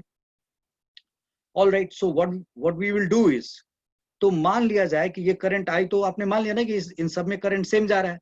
अब देखो आप एक काम करो, तो V1 को आप क्या लिखो? V1 को लिखो, अब यहां से सिर्फ ध्यान से समझना है, अलग अलग गोला बना के दिखा रहा हूं, और अलग अलग गोला बना के दिखा रहा हूं, और उसको समझना है। तो पहला गोला मैंने ये बनाया आपके लिए, आप सिर्फ इस बात पे ध्यान दो। Yes, okay, right. फिर दूसरा गोला मैं ऐसे बना रहा हूँ, एक तो ये बना दिया। एक काम करते हैं, तो ऐसे करेंगे तो शायद थोड़ा कंफ्यूजन हो जाएगा, तो इसको बचाते हैं आपको। तो अब हमने ये पहले तो ये कंडीशन बना दिया, दूसरा ये बना दिया। तो आप ये मानते हो ना कि जो आई है वो क्या होना चाहिए? V1 बाई RF होना चाहिए, और दूसरा I should also be equal to V2 by R mother, और I must be equal to V3 by RU, यानी कि आपका रेजिस्टेंस होना चाहिए। तो अगर यहाँ से पूछें कि बताओ V1 कितना होगा, तो V1 की वैल्यू क्या होगा? I इंटू RF होगा। यस। और अगर यहाँ से पूछूं कि बताओ V2 कितना होगा, तो आप क्या लिखोगे? I इंटू RM लिखोगे। और अगर मैं आपसे V3 की वैल्यू पूछूं तो आप क्या लिखोगे? I into what? R your self लिखोगे, करेक्ट। तो अब अगर मैं इस V1 और इस V2 और इस V3, इस V1 और इस V2 और इस V3 की बात करूं, तो आपने बताया कि V1 इतना होगा, V2 इतना होगा, V3 इतना होगा। तो आपकी इच्छा तो इस बात में है, तो आप एक काम करोगे, you will say that V1 plus V2 plus V3 is equal to what? You will write I, सबको ऐसे लिखो, IRF, फिर क्या लिखोगे? IRM, फिर आप क्या लिखोगे? IRY। और बेटा जी अब इन सब में I कॉमन हो जाएगा, तो यहाँ क्या आएगा? RF plus RM plus RY, आपका रेजिस्टेंस आ गया यहाँ पे। और यहाँ V1 plus V2 plus V3 आ गया, और इन सब का सम ये V हो गया। So that V is equal to this, क्योंकि आपको तो ये पता है कि ये कितना है। तो अब आप क्या करोगे? इस I को निकालना है, तो आप क्या कहोगे? V divided by R father plus R mother और R योर सेल्फ, यानी कि आपके रेजिस्टेंस को। तो अब देखो कि अगर आपको ये मालूम है, ये मालूम है, और ये मालूम है, और ये मालूम है, तो आप कह दोगे ना कि इस पूरे में जो इक्वल हैप्पीनेस होगा, जो करंट होगा, वो कितना मालूम होगा? वो कितना होगा? अब आपको करंट पता चल गया जी। अब you know the value of current, तो आप कहो कि ओके, मैं आप करंट मालूम है, तो V1 बताओ कितना होगा। तो मैं अगले पेज पे ले जाकर के V1 निकालता हूँ, तो V1 क्या होना चाहिए, लेट्स सी दैट कि V1 क्या होना चाहिए। तो आपने बोला V1 होगा I into R F, I into R F, और I की वैल्यू क्या लिखी आपने, V upon R F plus R mother plus R yourself, ये आपने I की वैल्यू लिखी, और यहाँ पे आपने क्या लिखा, आर फादर लिख दिया। ओ जी, आपके पास ये आ गया कि नहीं आ गया। तो अब आपने बता देना कि फादर को कितना करंट मिला, या फादर को कितना वोल्टेज मिला, मिल गया जी। अब आपको ये V1 निकाल दिया, अब आप कह रहे हो V2 निकालना है, तो वो क्या होगा, similarly V upon R father plus R mother plus R yourself, ये तो सेम रहेगा ये वाला फैक्टर। और अब यहाँ पे किसको मल्टीप्लाई करोगे, you will multiply R mother. Yes, V2 आपको निकालना है, तो V2 क्या होगा, आई इंटू आर मदर, और आई की वैल्यू आपने निकाल दी है। तो ये मैथमेटिकल जगलिंग है। फिर अब आप कहो कि मुझे अपना निकालना है, तो that is V upon R father plus R mother plus R yourself, right. और फिर इनटू आप कहोगे ओके मुझे खुद के रेजिस्टेंस को मल्टीप्लाई करना, R yourself, this is what you will be doing. तो आपको ये मालूम हो गया, आपको मालूम हो गया, आपको मालूम हो गया। तो जरा देखो जुगाड़ लगाओ कि मैंने यहाँ कहा कि आप, आपकी मम्मी और आपके पापा तीनों लोग मिल करके कहाँ गए जी, आपके ननियाल, मम्मी के मायके और पापा के ससुराल।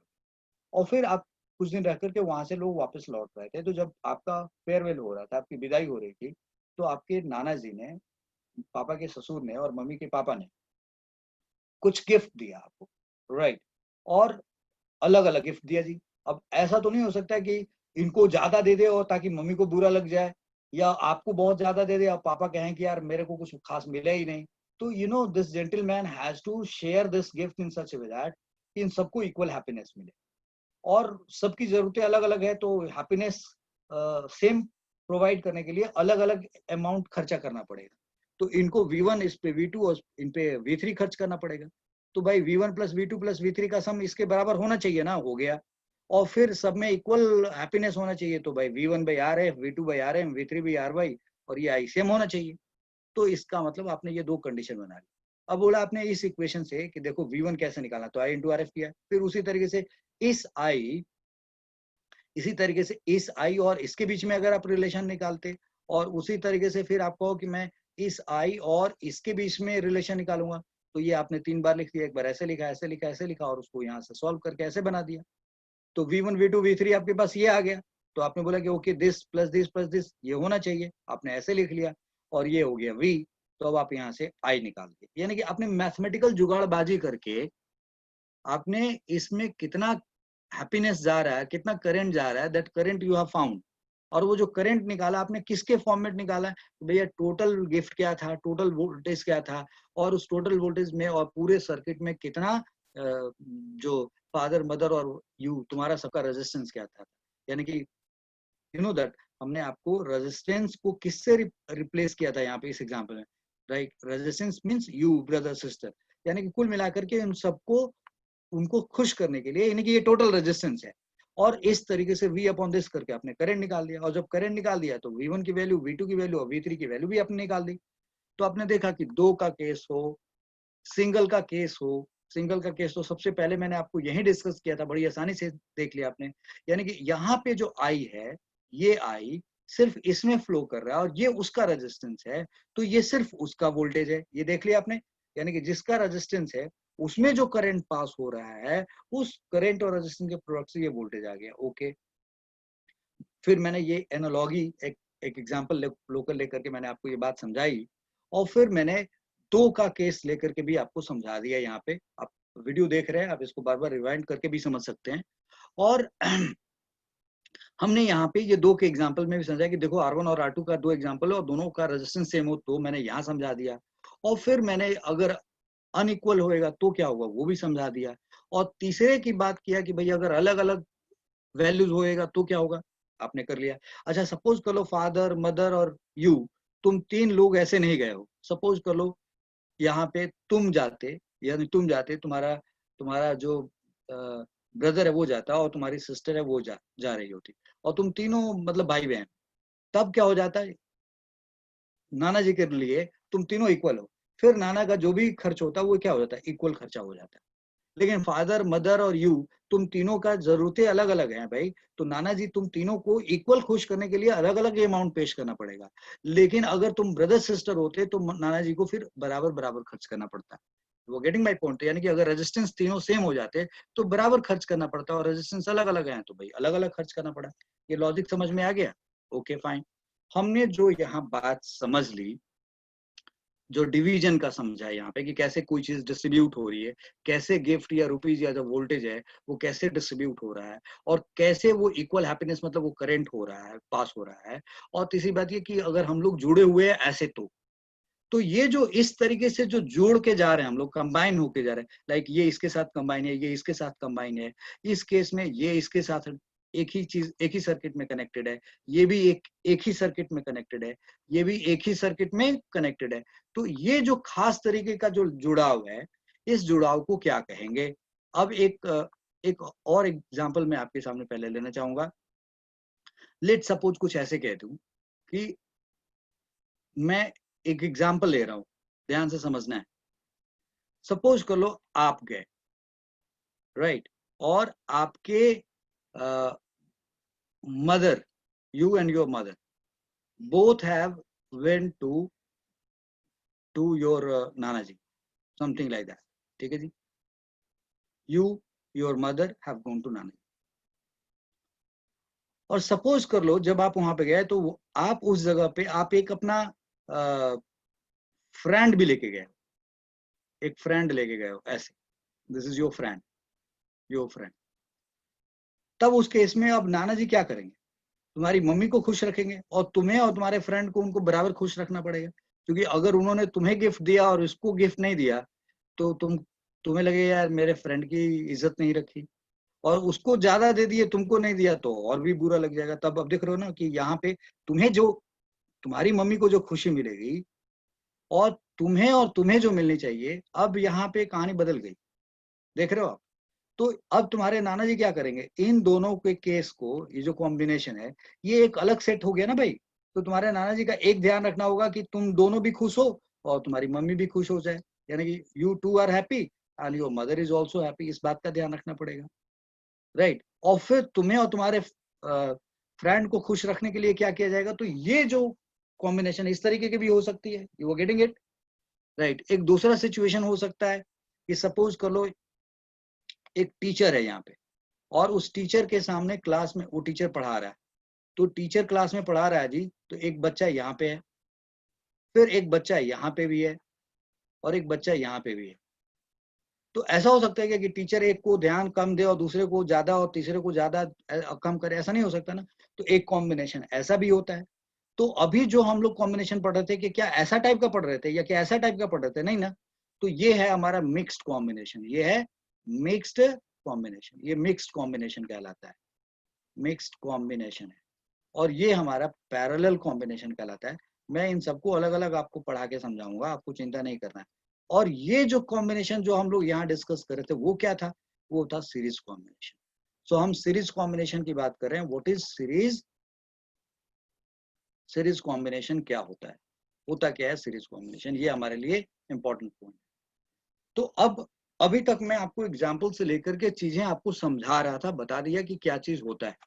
अब मैं क्या कर रहा हूं कि अब आपकी बुक में जो कंटेंट लिखा हुआ है, या जो कंटेंट आपसे जब पूछा जाएगा तो जब एग्जाम्पल देकर आपको समझाना होगा, तो उन वर्ड्स में हम लोग बात को रखने की कोशिश करेंगे।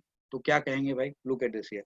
तो अगर मान लो there are three, if there are resistors of different value of resistance, right, and they are connected in such way that अगर एक रेजिस्टेंस का एक टर्मिनल ये वाला, और इसका जो दूसरा टर्मिनल है, इसका दूसरा टर्मिनल, सपोज करो इसका दूसरा टर्मिनल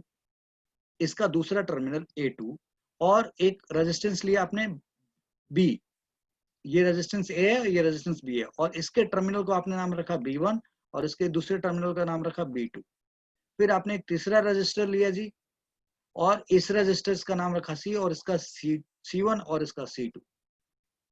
अब आपके पास तीन रजिस्टर्स हैं, और अगर आप इनके रजिस्टर्स को, ये तीन रजिस्टर्स हैं जिनकी रेजिस्टेंस की वैल्यूज क्या है, A, B एंड C, या तीन रजिस्टर्स हैं A, B, C, और इसका R1 वैल्यू है, इसका R2 है, और इसका R3 रेजिस्टेंस है, और ये इनके टर्मिनल्स। अब आप एक ऐसा तरीके से जोड़ते हो कि पहले का जो दूसरा टर्मिनल है, मैंने बोला पहले का जो दूसरा टर्मिनल है, मतलब A का जो दूसरा टर्मिनल है A2, और दूसरे का जो पहला टर्मिनल है दैट इज B1, फिर दूसरे का जो दूसरा टर्मिनल है वो तीसरे के पहले टर्मिनल से कनेक्ट हो जाए, और अगर चौथा भी होता, पांचवा भी होता, छठा भी होता, कुछ ऐसे ही तरीके से करते। यानी कि फर्स्ट का सेकंड, सेकंड का फर्स्ट से, सेकंड का सेकंड थर्ड के फर्स्ट से, एंड सो ऑन।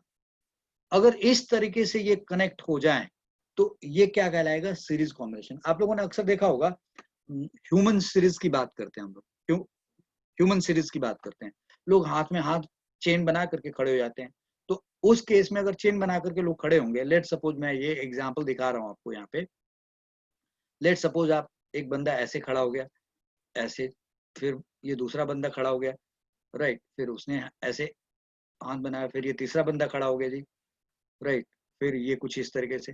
तो अब उस केस में अगर आप इन सबको कनेक्ट करते हो, यानी कि इसका ऐसे कनेक्ट कर देते हो, तो अब क्या हुआ? इसका लेफ्ट हैंड इधर है, इसका राइट इधर है, इसका लेफ्ट इधर है, इसका राइट इधर है, इसका लेफ्ट इधर है, इसका राइट इधर है, इसका लेफ्ट इधर है, इसका राइट इधर है। तो आप देख रहे हैं कि इस बंदे का लेफ्ट हैंड इसके राइट हैंड से, इसका लेफ्ट हैंड इसके राइट हैंड से, इसका लेफ्ट हैंड इसके राइट हैंड से कनेक्टेड है। तो जब ये जो होगा इसको हम क्या कहेंगे? चेन कहेंगे ना, ह्यूमन चेन कहेंगे, this is human chain.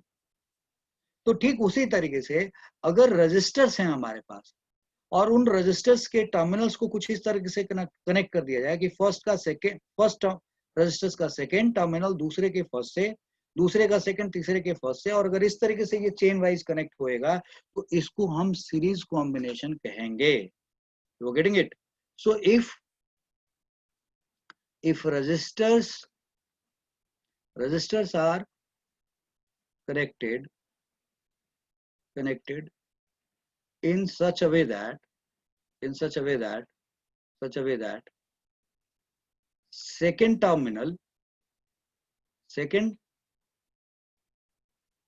of first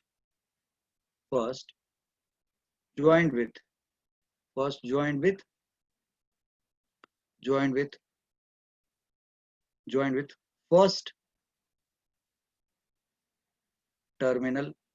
second, and second terminal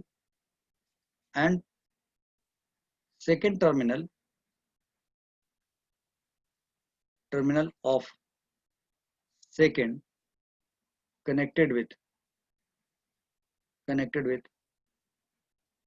first terminal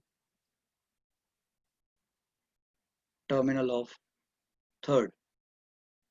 If resistors are connected in such a way that second terminal of first joined with first terminal of second, and second terminal of second connected with first terminal of third, and so on, then this combination is known as series combination,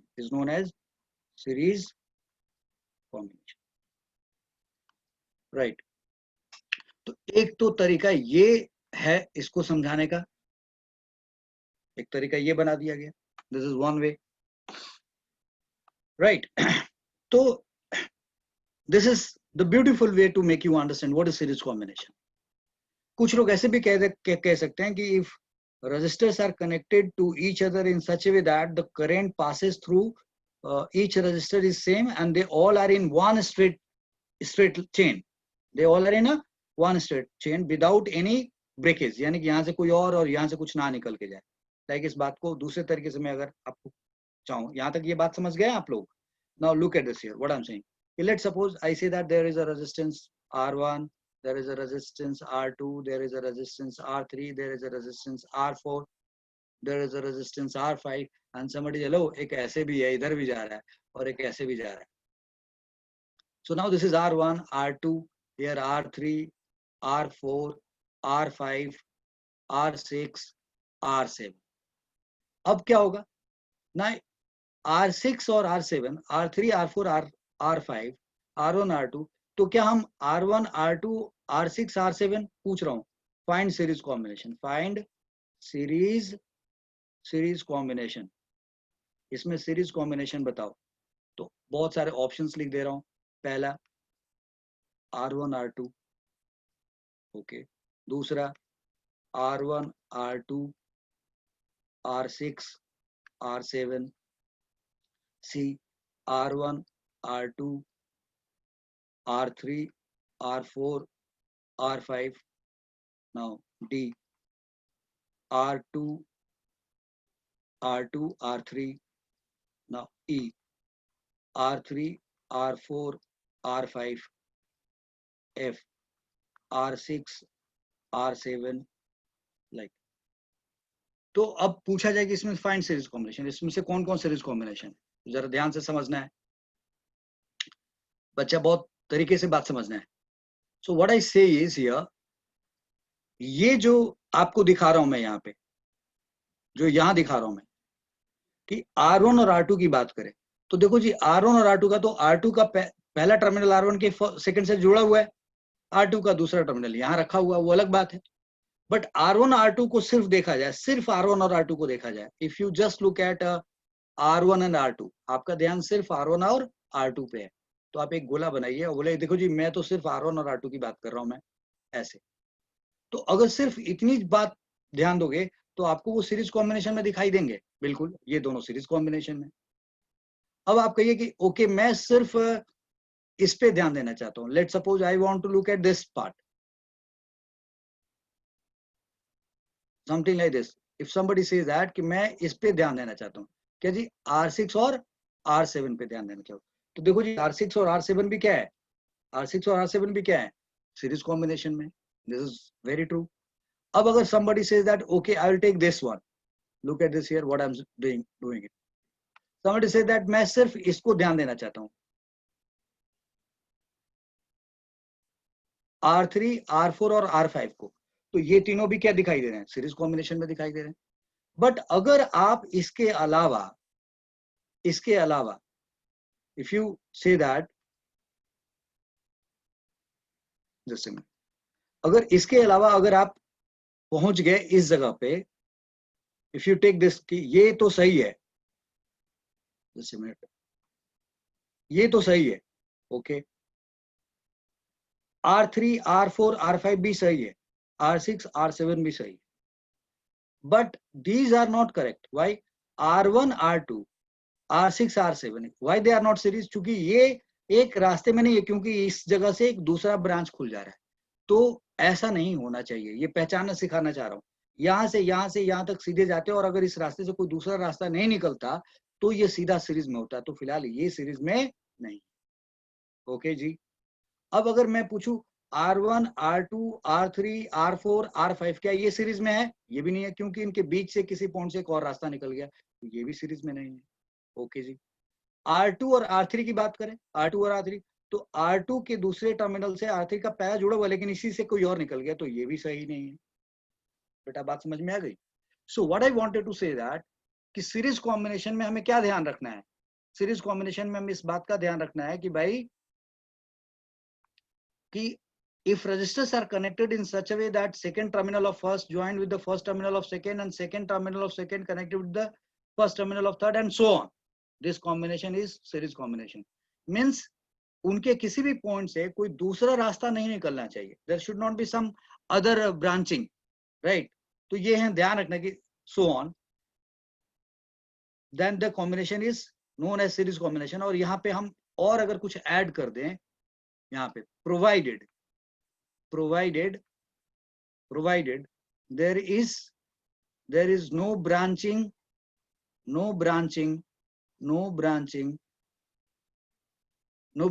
from any point in between first terminal and last terminal, तो क्या तुम school के exam के definition में ये पूरा बात लिखोगे? नहीं, ये सिर्फ आपको समझाने के लिए मैंने बहुत ही इंपॉर्टेंट बात के फॉर्म में आपको बताइए। This is something very important, ध्यान रखना होगा। 5 स्टार दिया मैंने। तो आइडिया इज दैट कि अगर आप इस बात को समझें कि जहां से चल के जहां जा रहे हैं पहला टर्मिनल ये, आखिरी टर्मिनल ये। अगर इस रास्ते में कोई और ब्रांच नहीं निकल रहा है तब ये सब के सब सीरीज में कहलाएंगे। सो पहले का दूसरा, दूसरे के पहले से, दूसरे का दूसरा, तीसरे के पहले से, और इस तरीके से जुड़े हुए हो, और फिर किसी भी पॉइंट से कोई ब्रांचिंग ना स्टार्ट होता फर्स्ट और लास्ट के बीच में, तब जाके वो सीरीज कॉम्बिनेशन कहलाएगा। तो डेफिनेशन तो सीरीज कॉम्बिनेशन का यहाँ से स्टार्ट होकर यहीं खत्म हो जाता है। ये आपको समझाने के लिए मैंने बात कह दी है।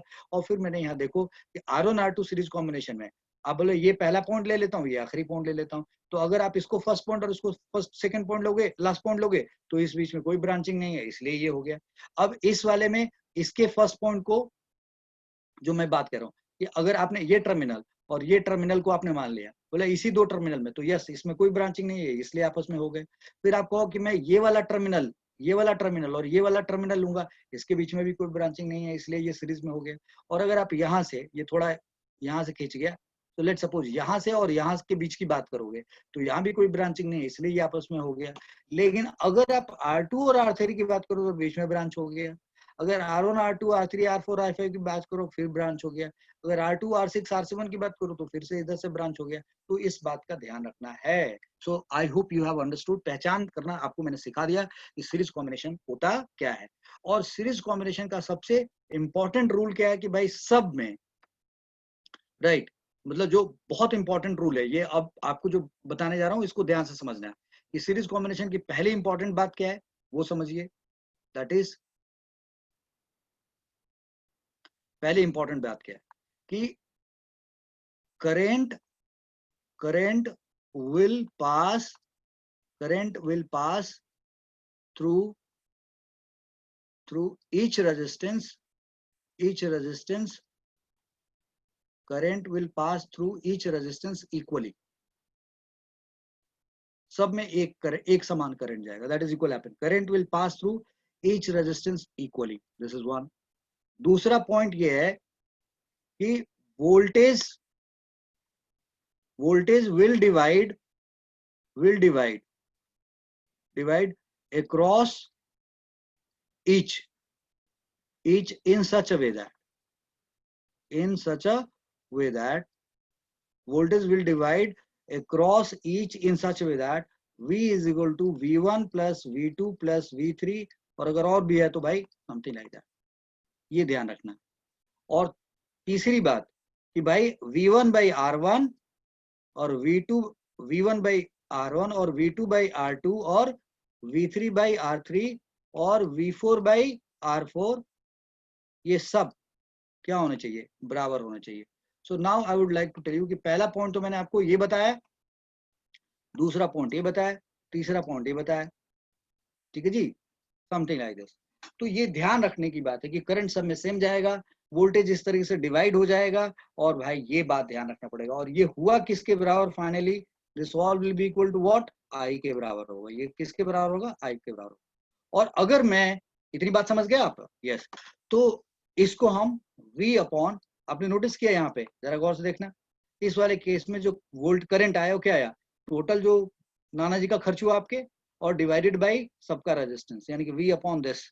तो इसका मतलब हम लोग यहाँ पे क्या लिख सकते हैं, यहाँ पे ये लिख सकते हैं कि this I is equal to R1 plus R2 plus ऐसे लिख दें प्लस R3 और जो भी और वो है सबको जोड़ करके, तो ये इस तरीके से I निकल के आएगा। ये बात मैंने आपको समझा दी है। तो सीरीज कॉम्बिनेशन किसको होता है ये तो समझ गए आप। तो अब आपसे कहा जाएगा, नाउ लुक एट दिस, कि find current in series combination,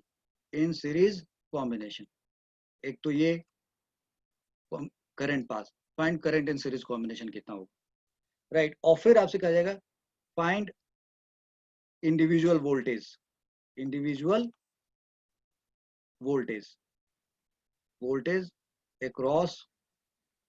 across each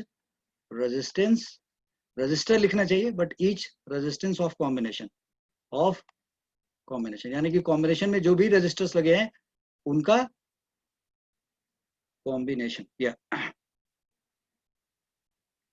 combination. So find current in series combination, find individual voltage across each resistance of combination. तो एक पॉइंट ये पता करना, एक पॉइंट ये पता करना, और इन सबसे ऊपर सबसे इंपॉर्टेंट बात हमें क्या पता करनी है, find equivalent resistance, find equivalent resistance. So बच्चा, मैंने आपको बताया कि ये तीन चीजें हम लोगों को समझनी है। So this is first which we need to understand, then ये तीन पॉइंट हमें समझना है। मैंने आपको एक तरीके से ये तीनों पढ़ा रखा पीछे, बट एग्जाम्पल्स अलग तरीके से समझाया। अब मैं इसको कोर्स के हिसाब से इसको बताता हूँ कि ये क्या कहने की कोशिश कर रहा है। तो let's see, you have taken a resistance R1 लिया, फिर R2 लिया आपने, फिर R3 लेके चल रहे, तो तीन लेके चल रहे, हम चार का भी लेके चल सकते हैं, बट इतना काफी है। तो this is A and B. कोई पूछेगा क्यों सर हर बुक में तीन का ही क्यों लेके दिखाया गया है, चार का क्यों नहीं, दो का क्यों नहीं? दो तो बड़ा स्पेशल केस हो गया ना, मतलब ज्यादा लोगों को दिखाना, तो तीन काफी है। तीन represents more than two, right? तो वो तीन के लिए जो अप्लाई हुआ सबके लिए अप्लाई हो जाएगा। यस, तो that is what the point is. तो एक तरीके से हमने R1 R2 और R3 लेके चल लिया है। So this is R1, this is R2 and this is R3। और बोला जी इनके जो कॉम्बिनेशन हैं, थोड़ा सा टाइम लगा के हम लोग सर्किट अच्छे से बना दें तो थोड़ा ठीक लगेगा, राइट?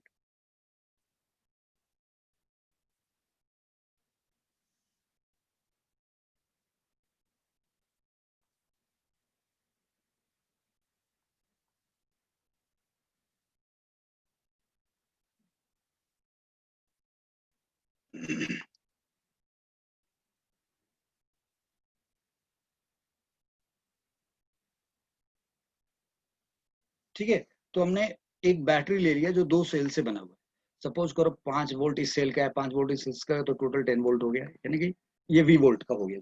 अब ये R1 R2 और R3 ले लिया, ये भी ले लिया। अब आपको पता है यहाँ से करंट चलेगा, यू नो करंट यहाँ से चलेगा, ऐसे जाएगा करंट, ऐसे जाएगा करंट, ऐसे पास होता हुआ, ऐसे पास होता हुआ, ऐसे पास होता हुआ, करंट ऐसे होता हुआ चला है। तो यहाँ से जो करंट निकला सब में वही करंट पास होकर जाएगा। So let suppose the value of current is I।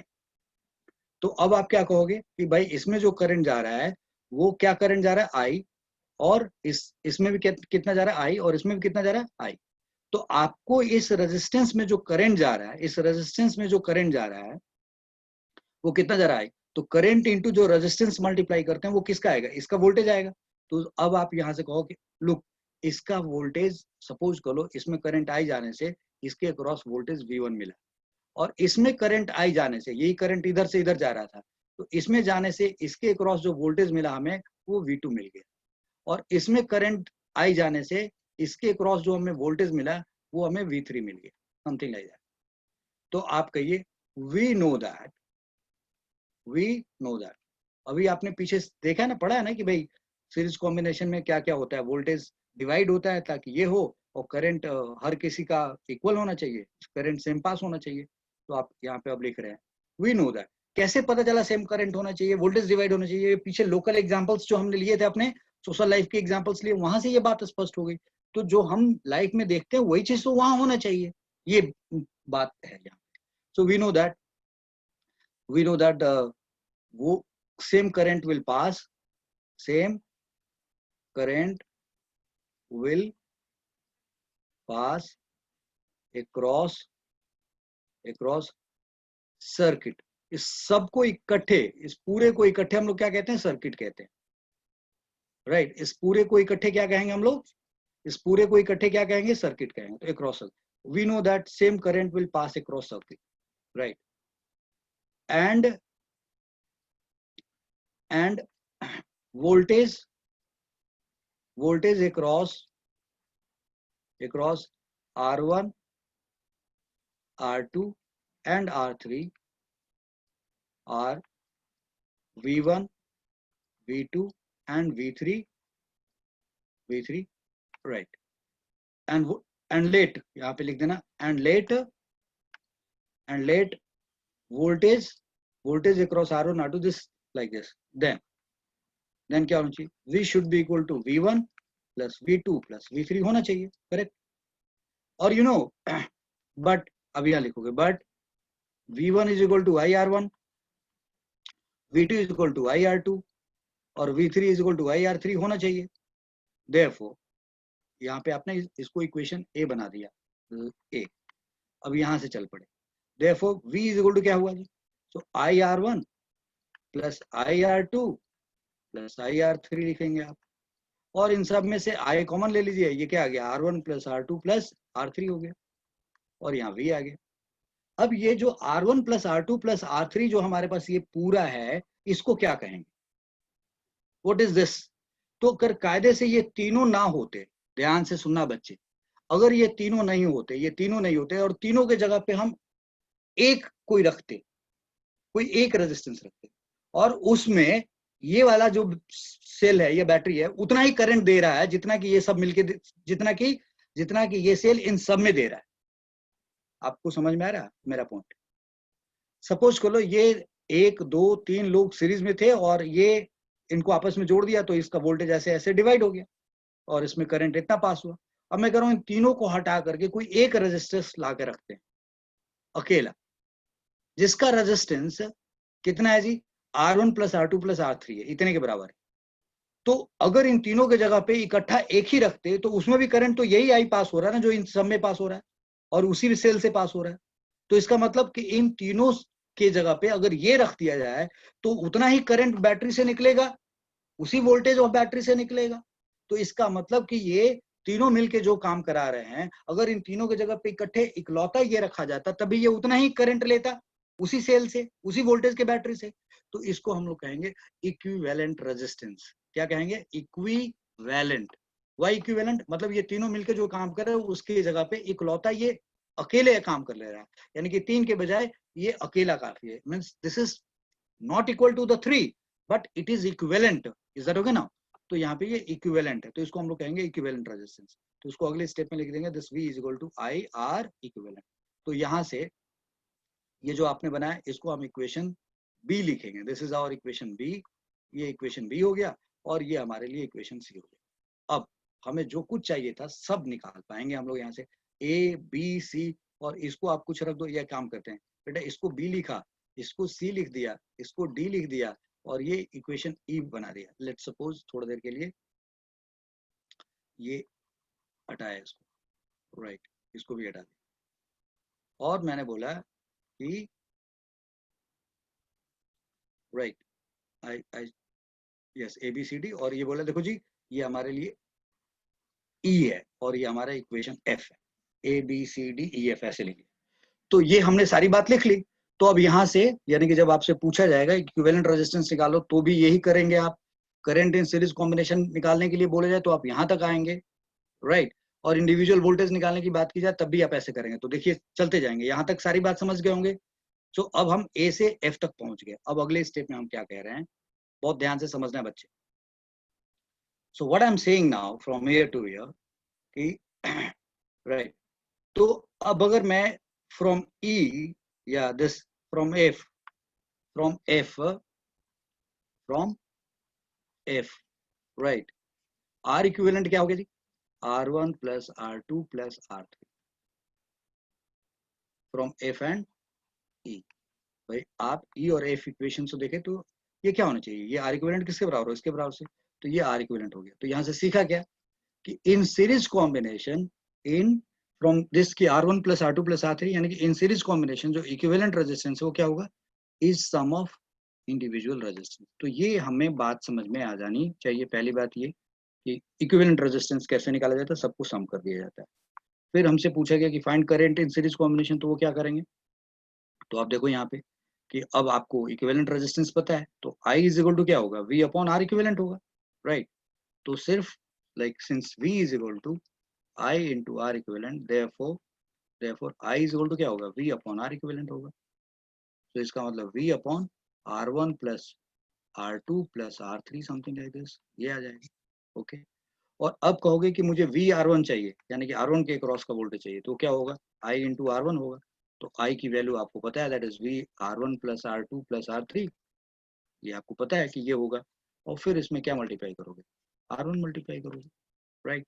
तो सिमिलरली अगर VR2 बोला जाए निकालने के लिए तो क्या होगा जी, तो दैट इज I R2 होगा। तो अगले स्टेप में क्या होगा, VR2 divided by R1 plus R2 plus R3, ऐसे लिखा जा सकता है। और अगर VR3 बोला जाए निकालने के लिए तो you know this is IR3 लिखेंगे, और अगले स्टेप में क्या हो जाएगा, V R3 divided by R1 plus R2 plus R3। तो एक तरीके से आपको मैंने जो भी चीज निकालना है वो आपको सबको समझा दी। अब एक एग्जाम्पल हम लोग करेंगे और उसी के साथ हम लोग अपना क्लास सॉल्व खत्म करेंगे। So let's talk about one example here. ये क्वेश्चन लिया यहाँ पे।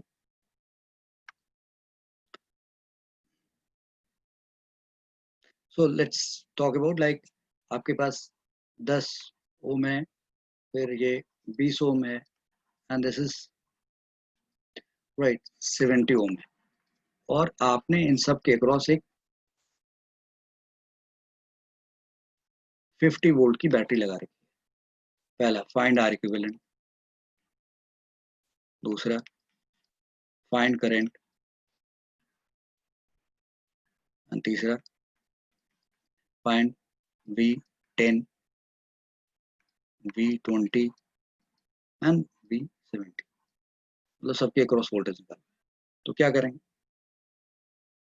सो see R equivalent is R1 plus R2 plus R3। ये सोल्यूशन करने जा रहे हैं, ये हमारा सोल्यूशन है R1 plus R2 plus R3।